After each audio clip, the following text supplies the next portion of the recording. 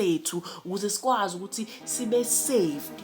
Now kamoya ke ezweni likamoya sisasuka khona namagunya saphucwa izinto ezimbalwa. Asiphucanga into eziningi, asiphucanga umphefumulo, asiphucanga ilokhuzana idominion, saphucwa ini, saphucwa amehlo. Qaphela ke le revelation ngicela uyilandele kahle.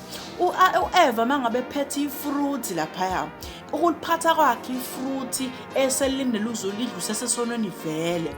Sho ukuthi lamehlo lawe engithe usephuce wona nangu Eva yolidla lithi izwe kosiqaphela lithi ukusa u-Eva walibuka futhi wathi it is good to eat, walibona li good to eat. Yindaba u-Eva bona the fruit of knowledge of good and evil li good to eat, uNkulunkulu ebelibekile ukuthi lingabi for food, ingoba amehlo lawayana wasekho.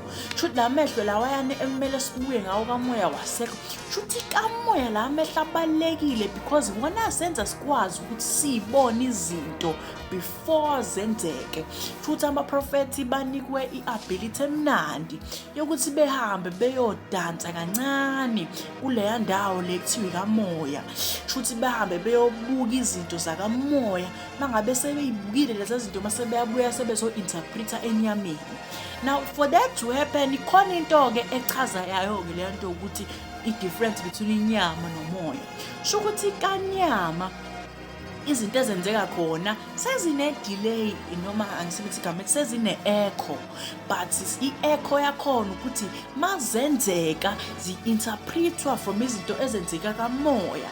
Sho ukuthi u-Adam no-Eva inyoka into ayenza yazipha umoya nenyama, yayenza ukuthi kube khona isehlukaniso between bona.